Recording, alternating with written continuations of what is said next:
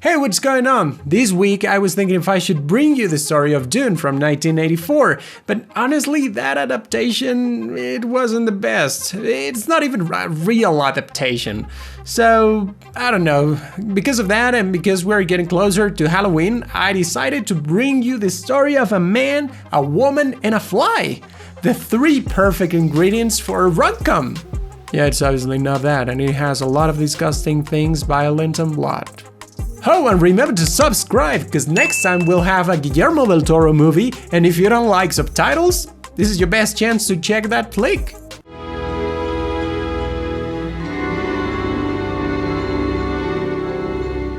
Okay, the story begins with mad but lovely scientist Seth Brundle and a science magazine reporter, Veronica, otherwise known as Ronnie. They meet at a party and Brundle says he's been working on something that will change the world as we know it. He convinces Ronnie to go with him to his lab/apartment in an old building in a not quite nice part of the city, and I'm telling you girl, you should run, I sure would, that doesn't look safe in any way. They go inside and he shows her a pair of telepods to teleport something from booth A to booth B. So holy Christ, man! Now that's what I'm calling changing the world, Elon Musk. He uses one of Ronnie's stockings to test the machine, because I haven't told you, but this movie is sexy, which is crazy, because as it goes on, you're like, oh, that's nice. Oh my god! Anyway, the thing works and the reporter tapes the conversation, assuming Seth wants all that on the next issue. But he's not keen. He just wanted to share his discovery with someone, but he's not ready to share with the world yet, as he's missing an important part of the whole thing, the ability to teleport living things. No, Seth, don't do it! You already have like 20 Nobel Prizes in your pocket. Don't you realize that's the part where everything goes horribly wrong? Ronnie leaves anyway, and the next day shows the tape to his editor and ex-boyfriend Stathis Borans. He doesn't believe a thing, and minutes later Seth gets to the building. The editor leaves and Seth convinces Ronnie once again to follow him, but at least this time is to eat some yummy burgers. Then he says she should wait before trying to publish anything. You can even write a book about me, he says, and honestly, that's not a bad idea, so she agrees. After that, the editor gets to Ronnie's apartment and he's taking a shower, which is more than disturbing. Anyway, this creep says Seth is legit because he almost won the Nobel Prize when he was 20. Days later, Brundle tries to teleport a baboon, but he dies in the process. It's after some sexy time that he understands the machine doesn't really get what flesh is, and after getting some inspiration by teleporting a piece of meat and comparing the taste against another non-teleport one, he starts working on some new code. At that moment, Ronnie goes to a store to buy some clothes for Seth. But holy Jesus! The creep of her boss has been following her and starts raging because he can stand the idea of Ronnie and Seth being together when he doesn't even know for sure. Oh, but she's got a few things to say. I don't have to report to you, you creep. I don't have to do anything. We're finished, remember? I'll spend the night anywhere I damn well please. Yeah, that's it. I hope this pig gets his arm dissolved or something by the end of the movie.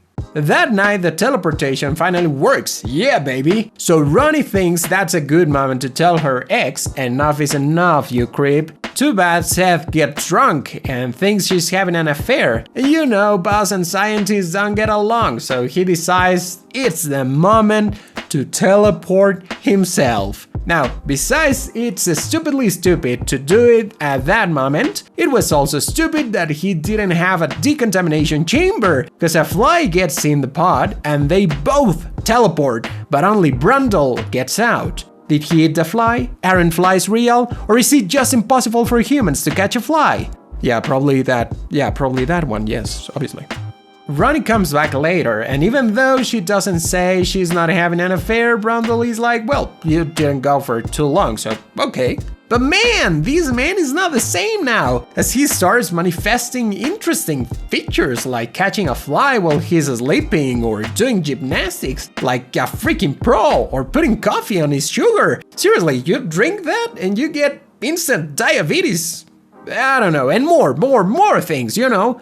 He's also growing disgusting hairs on his back, so she cuts a few. Anyway, he's so hyped, he wants Ronnie to go through too, saying she'll feel better, more powerful and pure, nonsense. So yeah, he's getting crazy.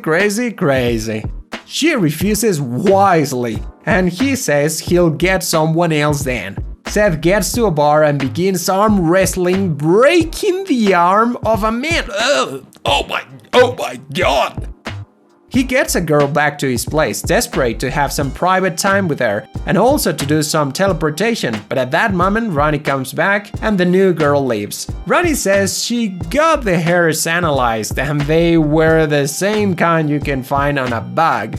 But Seth is so angry he yells at her and then breaks a piece of wood with his fist. But obviously Ronnie was right as he sees his fingernails are falling in. Oh my god. He then goes to the computer to check what happened during the teleportation. And yeah, he ate a fly. Now you know why your mom says, don't open your mouth like catching flies. It's deadly. No, seriously, his DNA mixed with the flies. Oh my god! Weeks later, Seth calls Ronnie asking to see her. And now he looks like this. Oh my god! He tells her the whole thing about the fly and then it's a donut. Oh my god!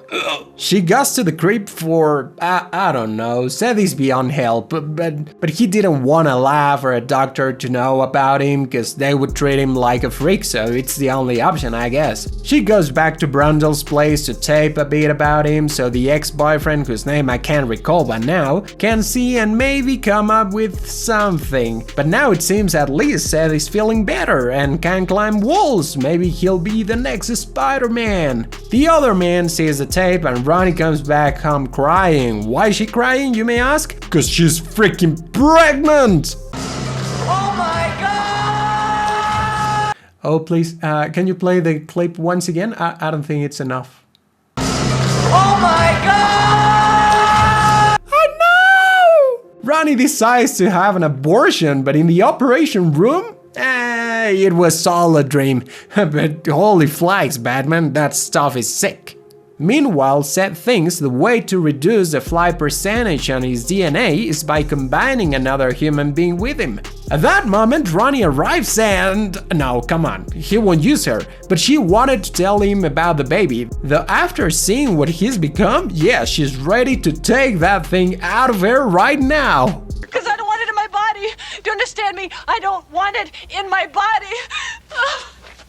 Too bad Seth was watching. He follows them to the clinic and takes Ronnie with him. The creep goes after them. Now it's our only hope, I guess. At least he brought a shotgun. Too bad Brundle got him first and freaking dissolved his arms with acid. Then his leg and then… that's it, as Ronnie called Brundle.